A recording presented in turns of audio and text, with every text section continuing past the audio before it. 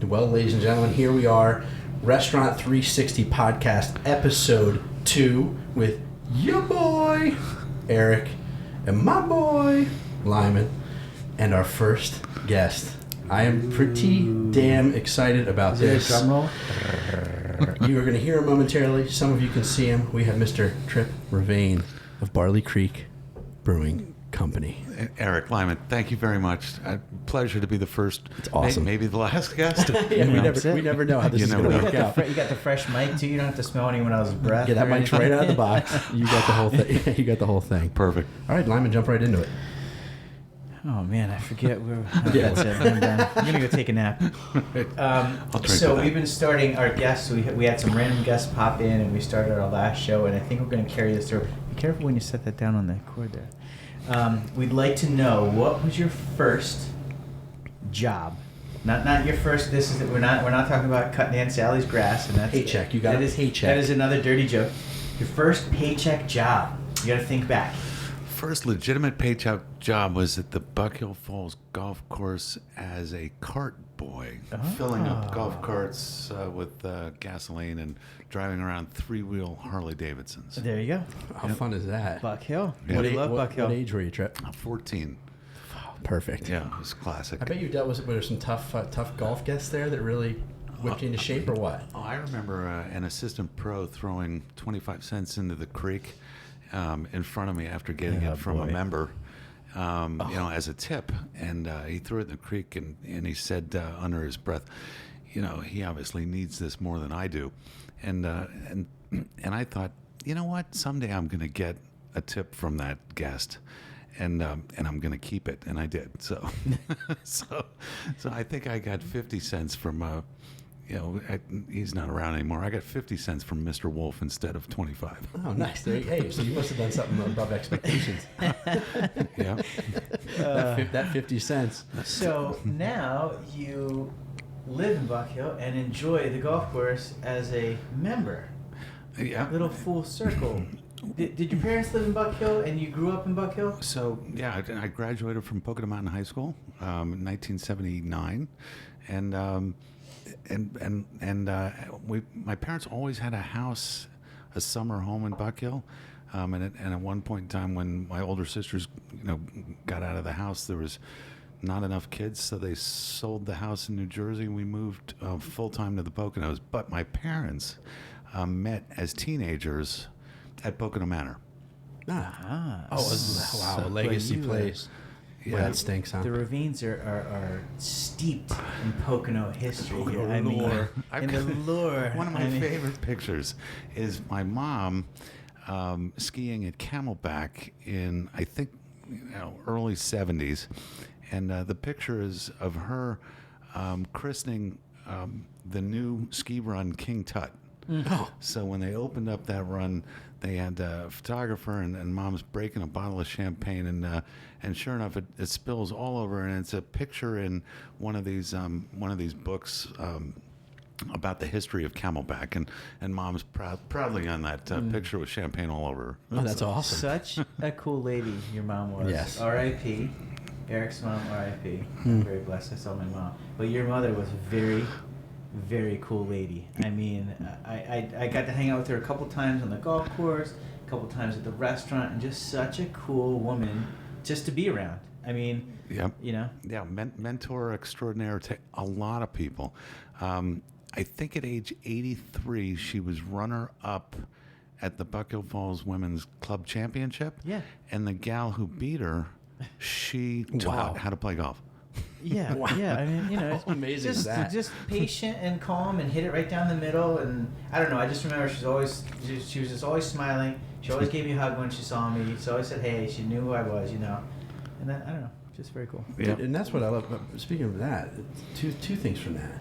In golf, and if you just take your time, be patient, and hit it down the middle in everything in life. That's it. If you just hit it down the middle. I mean, we'd all be doing quite well. One of my other, wonderful pieces of advice from Mom would be, and this applies for business, this applies for just about anything.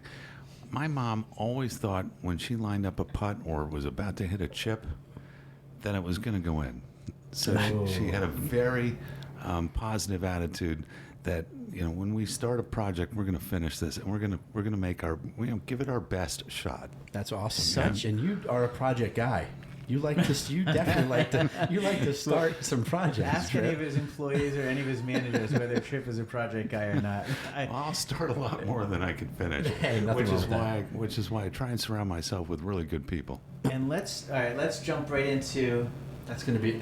We almost want to. That's going to be I think, speaking to big heads of this industry, the restaurant industry, and the Poconos and mentors, that it's all about the people you surround yourself by. That's How freaking important is that? That's my number one thing. And we just had a big conversation on this. We had a sit down with our managers. We said our number one thing is team. It's the only thing that makes us successful is the team that we've surrounded ourselves with. A lot of them friends, a lot of them family, and a lot of them just team members.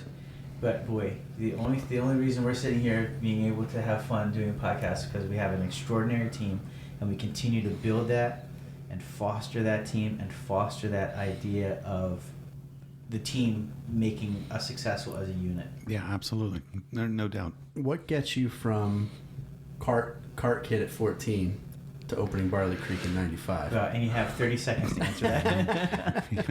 How does that journey? Was there any restaurant? Was there love of hospitality? Talk to me about the move there. Well, grew up in the Poconos. Worked at Mount Airy Lodge as a ski instructor. It's a beautiful Mount Airy Lodge. And just yesterday, I did my first training day as a ski instructor at Camelback.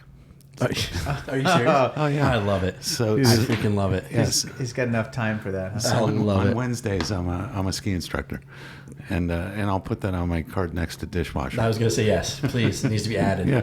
So and I think from my perspective, I think it's lead by example with respect to our team. I think the team should know that they can always learn to do something more. Never stop pushing yourself.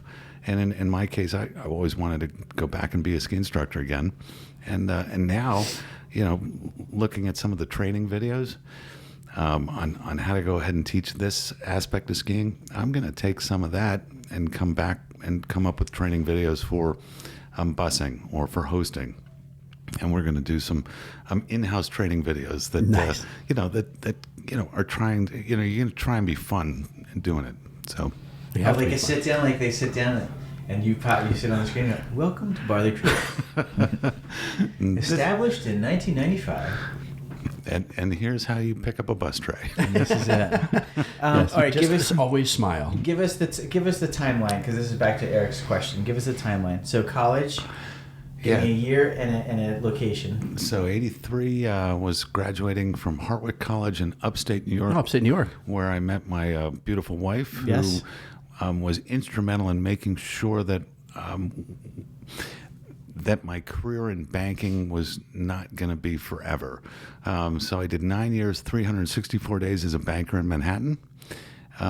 Learned the financial skills to go ahead and start our own business. As a person who grew up in the Poconos, always wanted to own my own business, entrepreneurial spirit from college days, where I started a company called, and it was just a summer company, it was called Trips down the Delaware. And oh God! And so, I love it. And so I went to Daniel's Top of the Poconos, put on a slide presentation to the guests, Chick Daniels and Pat Daniels, the patriarch and matriarch of that empire. Let me go ahead and put on a dog and pony show, and I would sign up their guests for follow me to Dingman's Ferry and let's go canoe down the Delaware for a couple of hours. And for some of those people coming, up to stay at Daniel's, that was the highlight of their week vacation. And so I was bitten by the hospitality bug, arguably when I was filling up golf carts with gasoline. You're saying hello to guests. At age 14, I'm still doing it.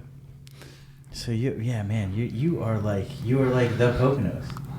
Right? Is that what? From Buck Hill to Barley. All right, I got a couple questions now. Where did the name Trip come from? So, because I know that's not your given name. So mom came up with that when I was 2 weeks old, and I'm Joseph J. Rivane III. Yeah. And the third is triple trip. Got it. And Okay. And if you I understand. If you're down south, it's Trey.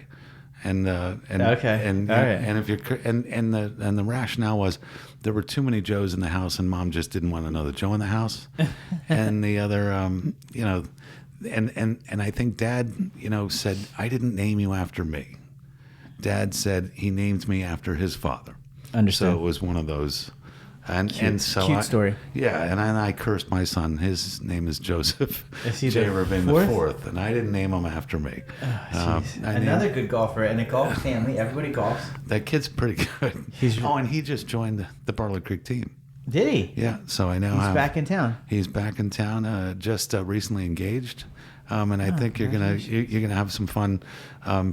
Seeing Jay around. What is his position? Busser. Right now he's a contractor. He's got a hammer and and literally he's scrubbing and painting and just he's a project guy. Yeah, right now, but his background is consulting and finance. So I think he's going to be very useful for Barley Creek's he's going to growth. He's going to lead Barley into the future. But I think right now he has to learn. Well, he already knows how to swing a hammer, but he's going to practice swinging a hammer a lot more. All right. Let's talk about, here's what I want to talk about. I want to talk about the evolution of Barley Creek. And may I say, first off, how you landed in that little corner on Sullivan Trail and Camelback Road is, well, it was probably a smart move. It was probably a well thought out decision, but boy, oh boy, that's like nestling into the maybe a perfect spot. I mean, if location is anything, you have defined location for a restaurant, and now it's even more than a restaurant. It's bigger than a restaurant. I mean, it started as a restaurant brewery. I guess brewery was probably the passion, right? Yeah. Expanded into a restaurant, and now it's... You call it an experience now. You can go for the day and hang out at Barley Creek. Yeah, it's an attraction. Yeah. Attraction, perfect. Yeah. So let's talk evolution, because fun fact, worked at Barley Creek. It was my first paying job when I moved to the Poconos in 2006. So Trip, I want to put you on the spot. If Lyman was not listening or right next to me, how was he as an employee? How many years ago, Lyman? 15. How was Lyman as an employee? Well, I think the most important thing is, as an employee, he was terrific. And there's a good story. You need a whole nother podcast of this. But he did steal an employee from us. Yes, I did. Ooh! I actually took. You broke the golden rule. I actually took several. No, I asked. Oh, okay. And then he married her. Yeah. Oh, and that's right. Yeah, I found Ann and I met there. You had to let her go, right? Trip, I did take Brian from Trip. One of the first times that Brian left. We'll call it a full circle. But I spoke to Trip. I said, hey, I have an opportunity for this young kid. It'd be a next step for him. Of course, I'd like him to put in his 2-3 weeks, whatever you need. And Trip said, of course. We were kind of on the same wavelength when it came to how to treat people, in life. And that's important to us, especially when we have a relationship, say it's with, you, or if it's with another operator.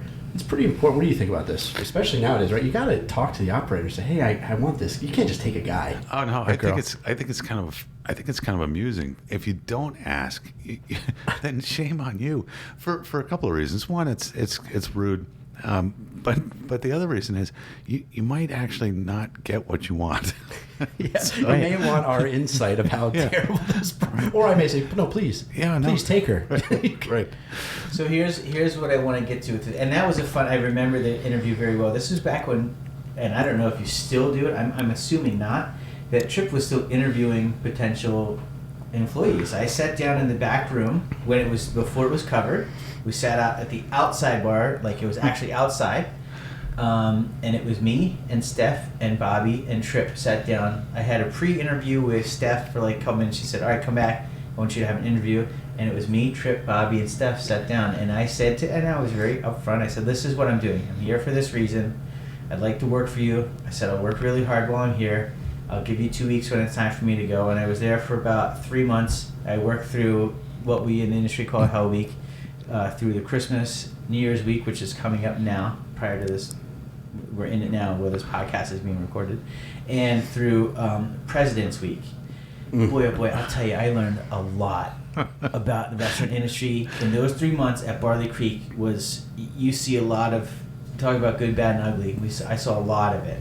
And again, I could tell you more stories from that. It's gotten better, but it still can get ugly. At that volume, you're really just trying to control it a little bit. Yeah. You just don't want people to kill each other, essentially, at that point. Meaning staff or staff? Okay. Staff. Yeah, the team. You don't. Well, since you've been there, and when you were there, I think we had one certified chef, and quite frankly, you. We had some cooks. I wasn't really a chef yet, but you had just come out of school. Right. School. And I had some chops behind me. Yeah. Right. So you had some skills, and you're right. We had a bunch of cooks. Right now, I think Barley Creek's got about 4 individuals that could run their own restaurant. Whether that's a chef or whether that's a an operating manager who can cook. That's to be debated.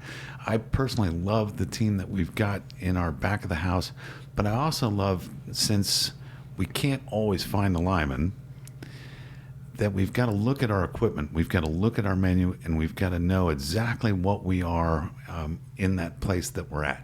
So if Barley Creek wants to open up a high-end restaurant, it's not going to have the same kitchen that we currently have at Barley Creek on Sullivan Trail, and there'll be a whole bunch of different equipment in that kitchen. But right now, I think the kitchen equipment that we've got and the menu that we've got is perfect for this upcoming Hell Week. Yeah, nice. Is you guys ready? Oh yeah, because I know it's probably, and today is.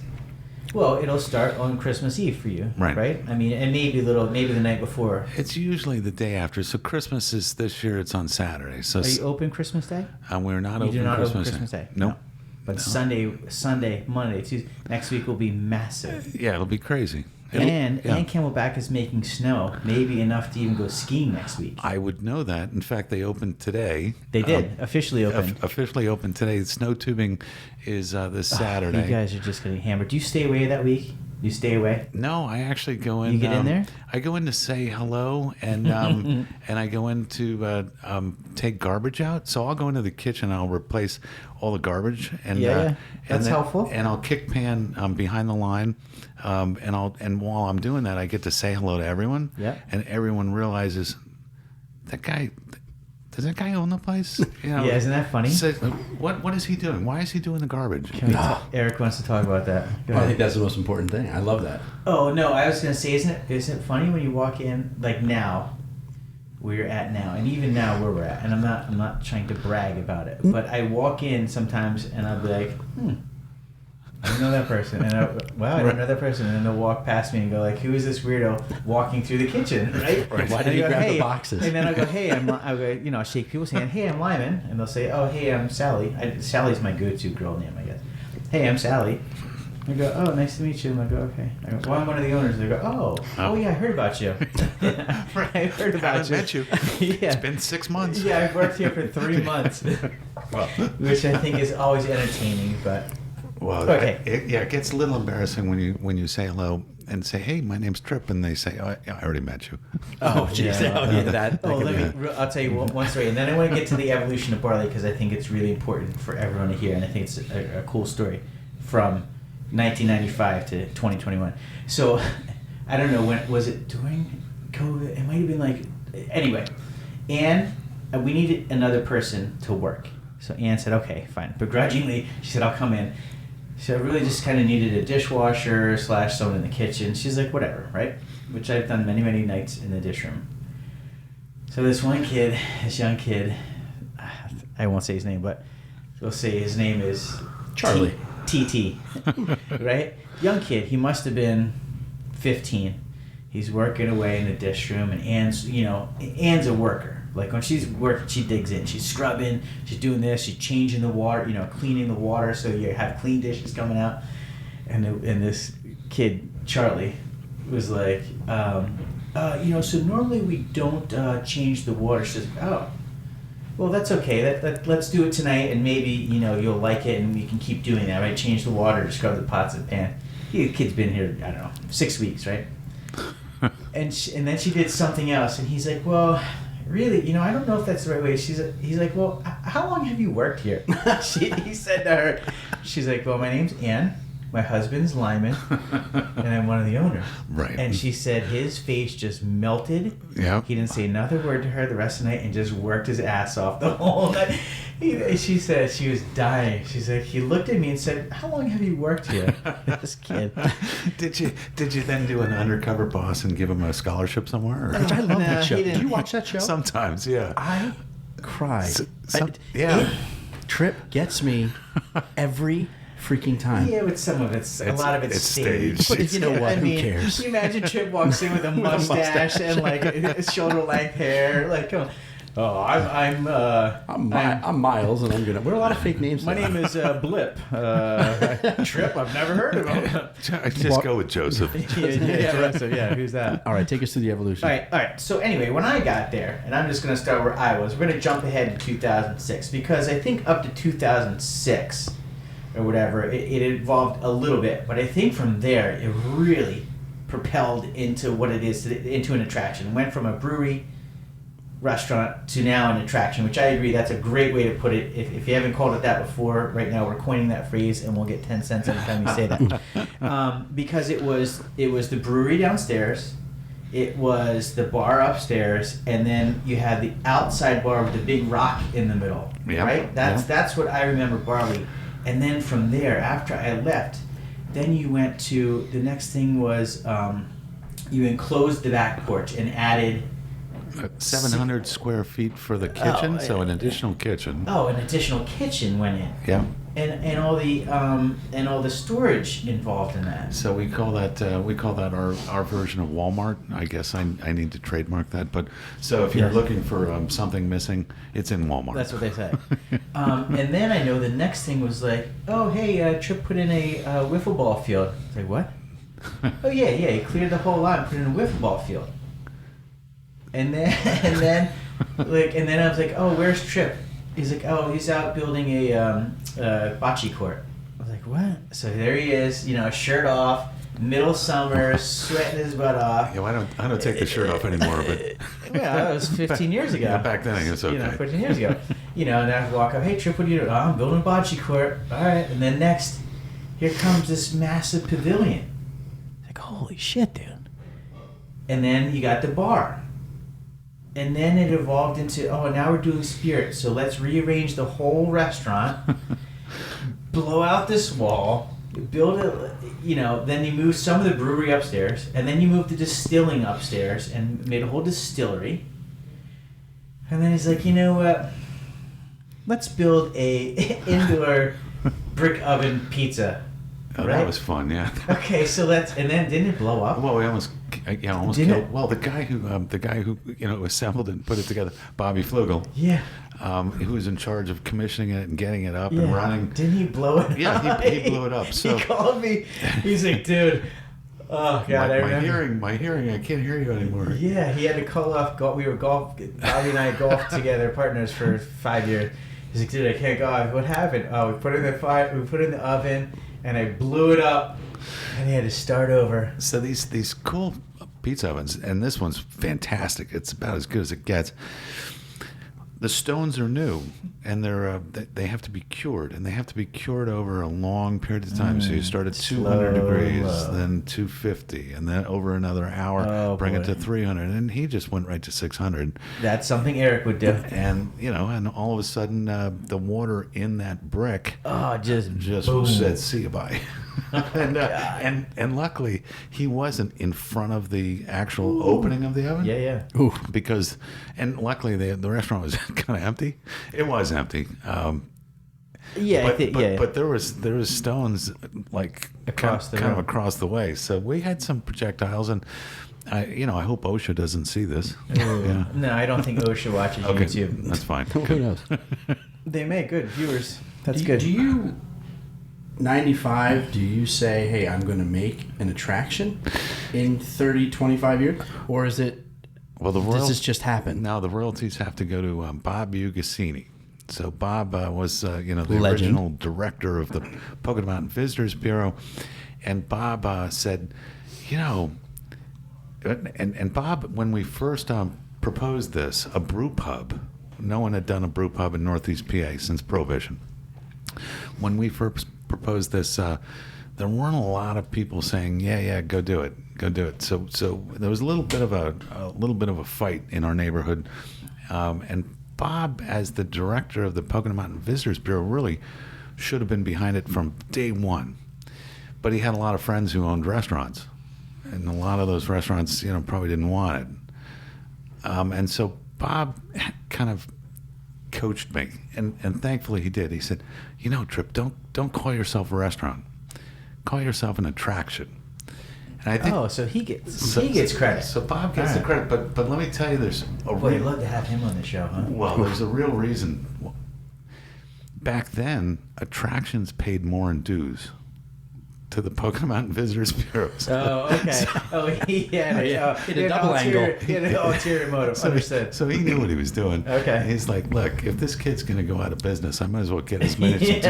A couple $100 off him. Yeah, right. How did nobody have that spot? Did you see that spot? It was in bankruptcy. Can we say who owned it or no? Was it an individual? It was an individual, and they just couldn't make the mortgage payment on the land. Was there anything there? So the last business that was there was a sales office for a modular home development thing. But the business that was there when it was viable was the Pines Ski Shop. And I actually for a ski shop. In I think in 1971 I bought a pair of Rosingnols there. Mm-hmm. So I had been to the Pine Ski Shop, and what's really interesting, I had created a limited partnership, and one of the limited partners when we first opened up was John Riley of the Loft, and John Riley, loved the idea of a brew pub, but what he really loved was the idea that location wouldn't be used as another ski shop. Gotcha. Sure. So, yeah, he was in too. Yeah. So you just aligned yourself with smart people that make good decisions. Let me explain real quick to any of the viewers here or listeners. So Barley Creek, I'm going to make a show of it. Barley Creek sits in a nook, in a V, and if you come to that V and you go straight, you go right up Sullivan Trail, it's called, and it just goes up to the top of the mountain to nothing super important. Or you can get to the racetrack up that way. But if you turn left, if you veer left at the V, it's the only road in and out of Camelback Mountain. There's probably some access roads, but the only public road in and out of Camelback Mountain, which must see, give me a Friday in January, must see how many cars? It's got to be 10,000 skiers. So 5, 6, 7,000 Well, vehicles. then you add snow tubing, then you add Aquatopia. So It's a destination. Let's say there's an average of 7,000 to 10,000 vehicles a day on a given day in January that drive past the front doors of Barley Creek Brewing Company / attraction. I love that word. Yeah. It's like, it's like, again, we hit on that it's like a jackpot. But you didn't squander that. You didn't take that and just say, oh, here I am, just come here. The continuously growth and building, and I think I'm going to assume some of the motive is to employ more people, to expand just the scope of barley, the idea of barley, and just provide for more people and continue to provide fun for people. In my head, at least, I think that's what the motive is. My motivation right now is, and I've got a couple of friends who said, Trip, why are you still working this hard? And I'm thinking, this is fun. I actually enjoy it. Fun projects. And what's really more fun for me is now coaching. And I mentioned that I'm teaching skiing. I think teaching entrepreneurship or teaching business skills, maybe giving some kid the opportunity that I had.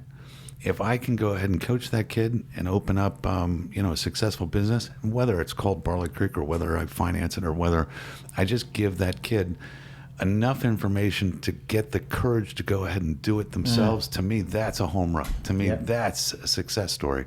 If I can create a couple more entrepreneurs that can go ahead and provide for themselves, their family, and then, whoever works for them. To me, that's a success story. Love it.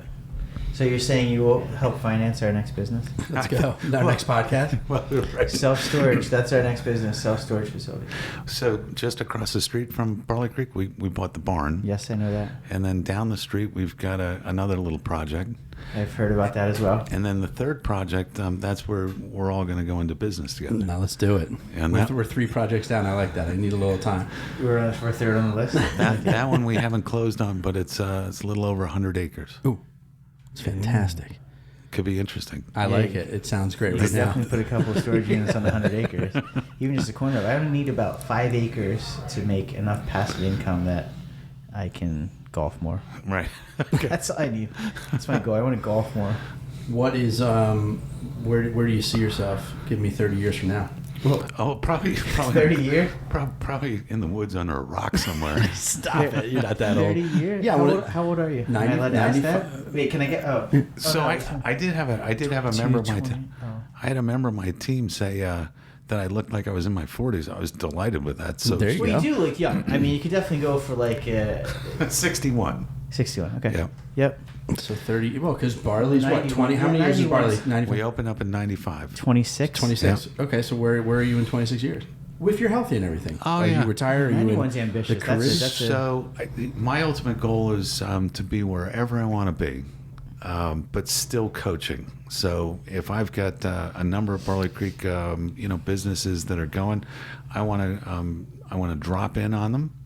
I want to say hello. I want to maybe pick up some garbage and then have a meeting with whoever the managing partner is of that particular facility and see if I can, 1, get them to smile, and 2, get them to tell me what they're going to do next. Because you're on the what I'm hearing is like the Belichick coaching tree. So you're creating the Belichick coaching tree. You're ready to start. You're ready to have these entrepreneurs that were under your tutelage kind of continue forward and give opportunity. Yeah, that's proof you did a good job. There it is. That's exactly what Eric and I want to do. It's funny when we talk about it. What do you want to do? I want to go to meetings and make decisions, and then I want to stop in and say, "Hey, how's everyone doing? What can I do to help you?" And that's it. And then just go. And I want to build the. I want to build. Yeah, expanding the next business. Expand. No, the people. Right, and then. I don't know about I don't need the building. I want to build the people. No, I said business. Yeah. People, Yeah, people. The team. You're saying business, I'm saying people. Well, if the people are doing really well and they've got a building, they may be able to send you a check to whichever golf course you're about to tee off at. Yeah, I want to at. make money. I'd like to make money so that I don't Did you have see any to. golf this weekend? So I did watch Tiger and Charlie, but I did. Daily. Did they pull it off? Daily. Dailies. And the Woods is. I said the Woods is birdied 9 or 10 11 in a row. I believe. Right. Was it 11?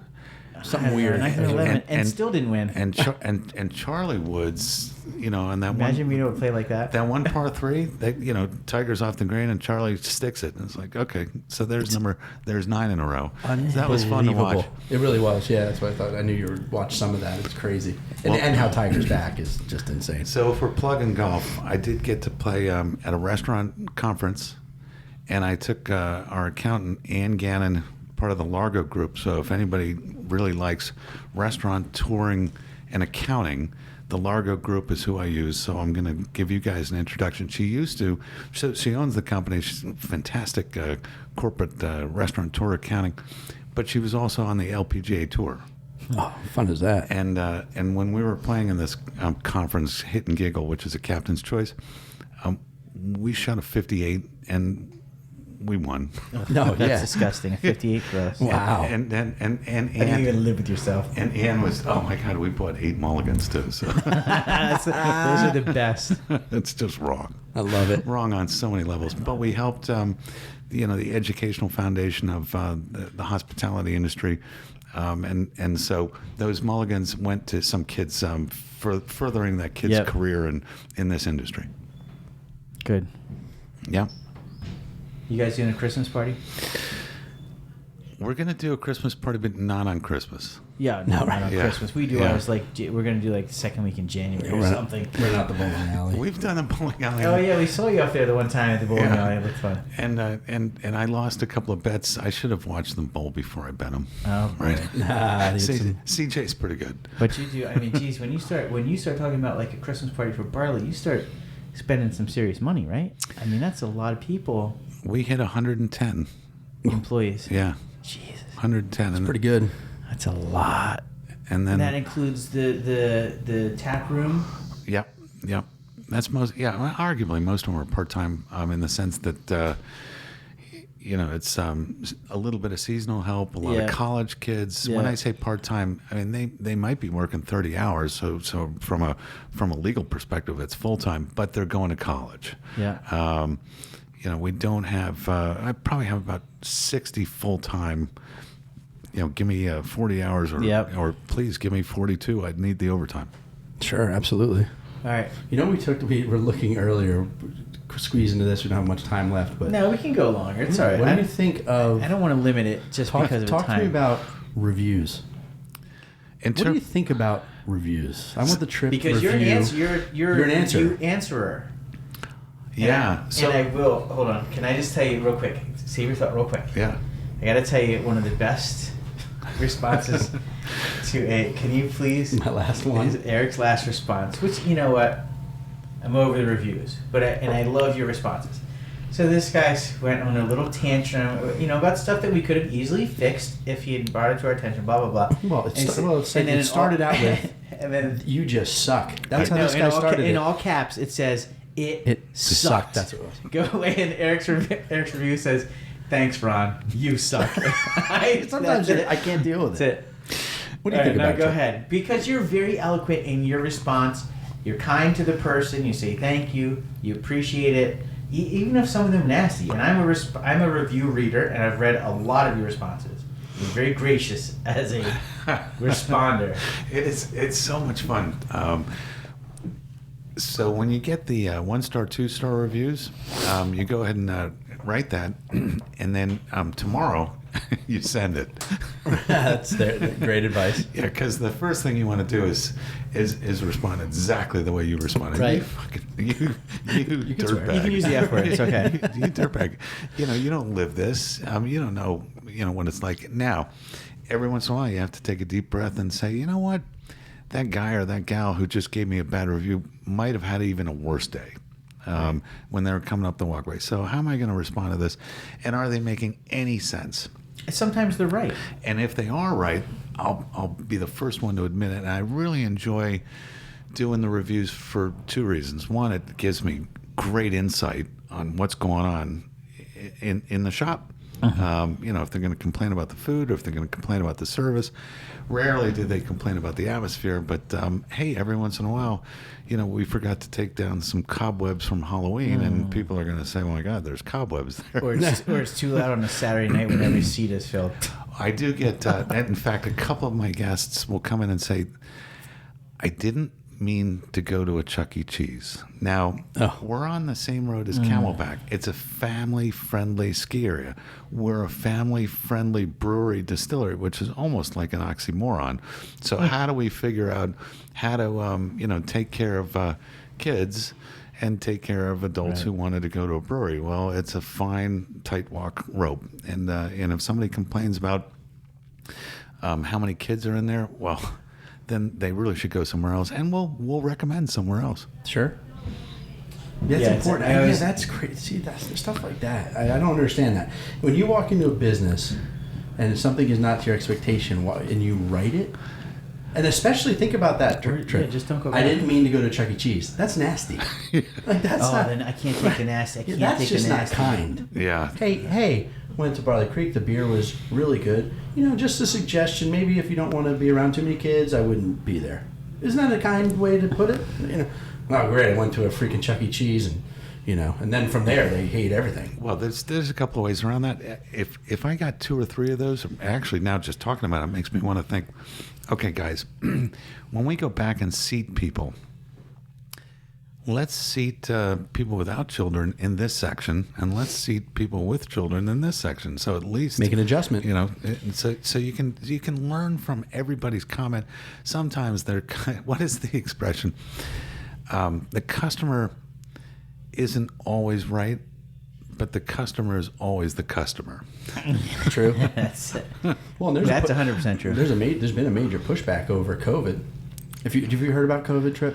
Something about that? It created a part of your life. I think it created more Karens, right? It did. The big and some of my best friends are Karens. But air quotes. There's a huge pushback in a lot of literature we read. I mean, I know you read a ton of literature. PRLA's put out a ton of literature on that new age of, are we really just going to allow a guest to just crush you and scream at your employee? There's got to be a line, right? I think it's really good to respond. And you're responding, and I'm responding. And if you respond, I think most of the other guests seeing these things get it. They get it. For every negative review, I almost feel like there's 5 more people that jump in and say something positive because they saw the negative review. 100%. And I'm like, no, that's not what it's like at Barley, or that's not what it's like at Chop House. So I'm going to give them a good review and just kind of wipe that guy off the face of the map. When I talk about it all the time, my big thing is, I'm a big fan of Dunkin' Donuts. I drink their coffee every day. I brew it at the house. I don't always go to it. But when I do go to Dunkin' Donuts, it's got to be 60-40, right? Wrong? It's... because I don't eat cheese. So all the time. Trip, I get it. Look at it. I always get back and it's so disappointed. Here, Lyman, you want 2 sandwiches? I'm always eating 2 sandwiches. Guess what I do? I still go back to Dunkin' Donuts. Right. But boy, you come to the Chop House. You come to the Chop House and get a gristle on a steak. You go to Barley and sit next to a kid. The fucking world's ended. Which one do you? I like TripAdvisor. I like Google reviews. I like Facebook, but I don't like Yelp. I don't even go. Well, Facebook is great because, like Eric's, when I was early in our career, and I was like, wow, dude, we get all these great reviews on Facebook. Facebook is your fans go to Facebook and leave reviews on your Facebook page, which is great.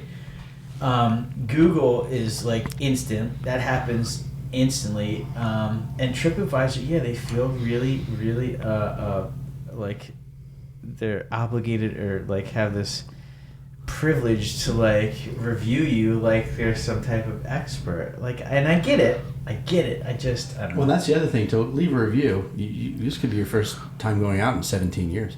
You may have never even cooked a burger. Well, or had a drink, or tried an IPA, or whatever. The TripAdvisor ones, they the more reviews you give, the higher up in the algorithm hierarchy that they give you a couple of gold stars, or you're an expert, or something like that, and that's kind of fun, empowering. So you stayed at VRBOs or Airbnbs.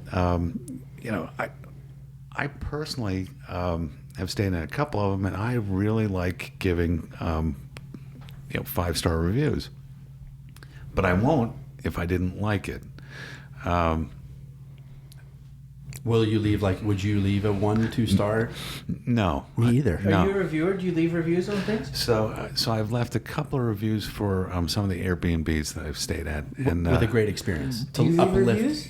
I have a couple times. I've never ever written a review. Really high reviews ever. Yeah. No, I think I've only left 5-star reviews. Yeah. So if I stayed at an Airbnb and I wasn't going to give it a 5-star review, I probably wouldn't go there again. Which from our perspective, that's not a good idea. I'd rather figure out how to save that guest. How do I invite that guest back? So I'll direct. Yeah, I understand what you're saying. Yeah, I'll direct message the owner. I said, there was a dead snake in the pool. So, right. And I know the pool guy was just there. So you get that's what Eileen calls it. That's right. This is an R-rated show. Anyway, I can say that. I can say, well, the kids wouldn't understand that joke. That's it. That's for the adults. Wow, I will be here all night trying to reveal. Thank you. That's perfect. That's great. Yeah, reviews are crazy. At a certain point, right? Because Eric has had to talk me off the ledge many, many times. At a certain point, you just let go of stuff that happens at the restaurant, right? I mean, you can't There was a day when Eric and I controlled every aspect, every minute of this restaurant was controlled by Eric and I for 4 years, and then we had other things going on. So the 5th year was not as much, and now at like year 9, we do our part, a whole separate part of the business. I do a lot of the catering, a lot of email stuff that people doesn't, the team doesn't see. Right. And I pop in and do this, or I fill in where I need to. But I've relinquished control, which is very difficult. And yours is like a 5 times scale ours, because we have 30 employees. So what times 4 for you? Things like asking the host to when you sit them down and say, "And thank you so much for visiting Barley," right? And then you went, and make sure you say, "And thank you so much for visiting Barley," right? And you would do that for years and years. And then now you walk in and they're like, "Hey, have a great day." And you're like, fuck, man, for years, but eventually you have to let go of that. Did that happen for you? Like where you sort of let go, you have to, right? Absolutely. And just put it in the hands of other people. And even if they're not doing it the way you want, you still have to say, all right, fine, I'm still, again, not to make it about money, but all right, I'm still, the revenue source is happening.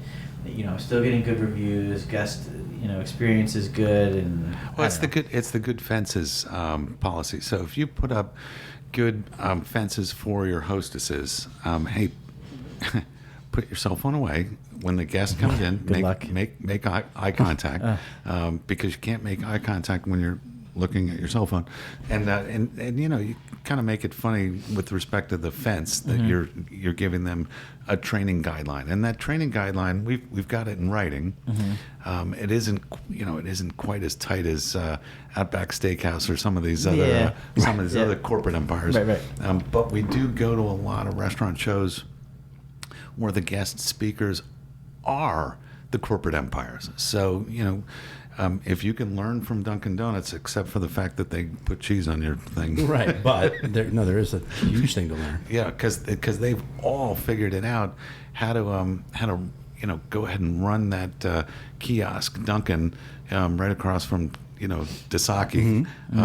There's probably a managing franchise partner, but he might have. But he listens to the systems and processes that are sent down from corporate. Yeah, he might have 10 of these things, so he's not at that one. You just have to let go at a certain point. Yeah, and I've said, I don't know about let go, but right, you have to not let go, but not let it keep you up at night. You can't. Keep me up at night. I say, turn it off, bro. I say you reach a point where you, as a leader, you start looking at revenue, reviews, and reports, and you start seeing those. No. Okay. I said that at our last meeting. Okay. When you start seeing any fluctuation in those is when you then know something is trending. Just like you said, you get 3 reviews on an overcooked burger.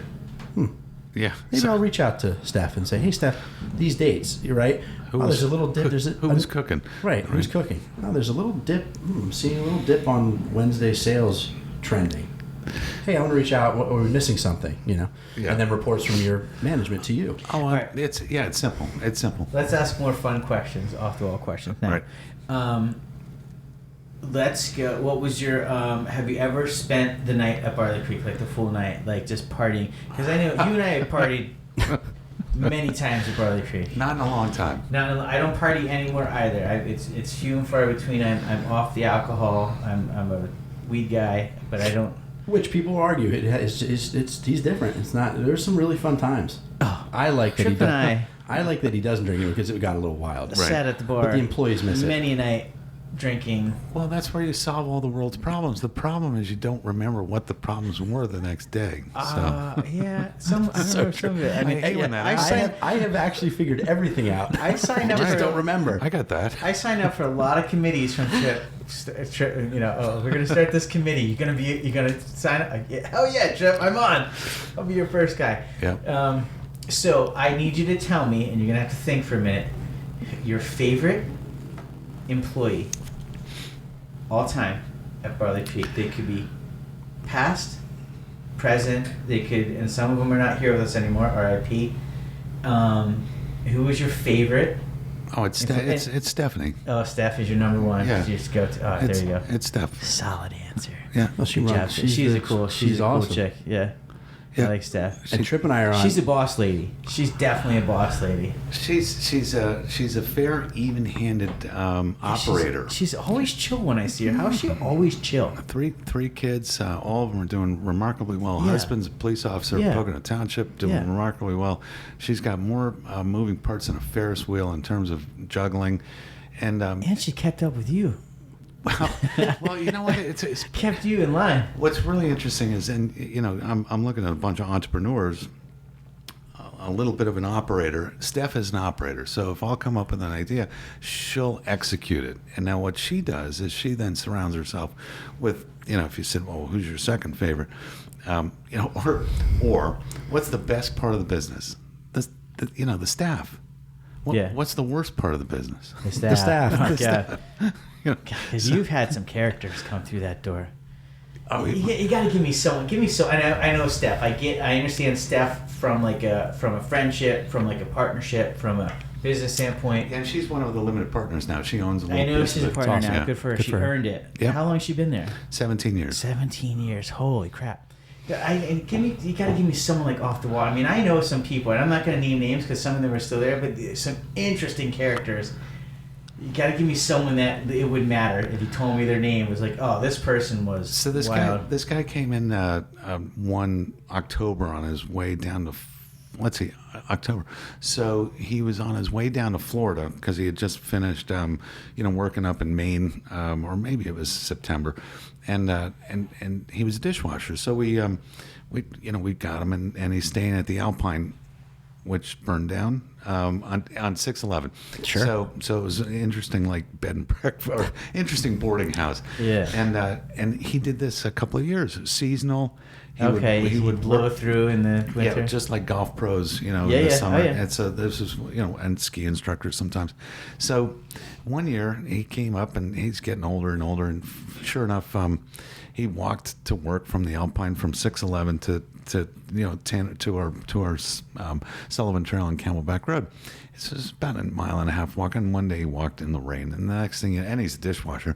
Next thing you know, his feet are not perfect. So rumor has it was the beginning of diabetes, and his feet are kind of in pain. So we put him in a car, took him down to a podiatrist in Stroudsburg, and I'm sitting in the room while she's cutting skin off his feet, and then she wraps him up and sends us off, with a pretty good bill, but no big deal. And we get him back to the Alpine, put him in bed. We deliver food to him for 10 days. I went over to the crossings, got him some sneakers and some boots and 10 pairs of socks. And we got him bet. We got him better. Fixed him up. Yep. And you know what he did?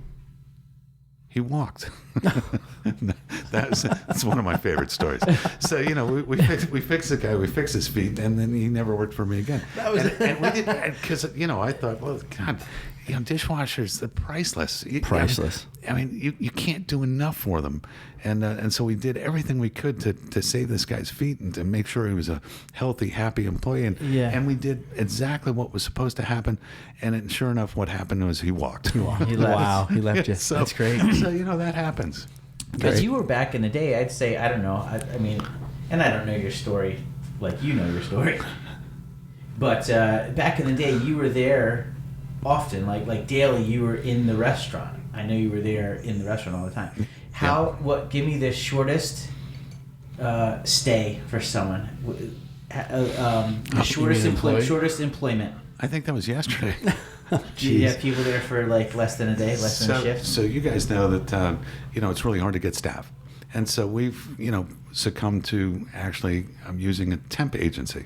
Okay. And which is expensive as hell, but yeah. Yeah, and the temp agency sent over a dishwasher, and sure enough, at his first break last night, he walked out towards his car and he never came disappeared. back. So a half shift. So that was in the report that I read this morning.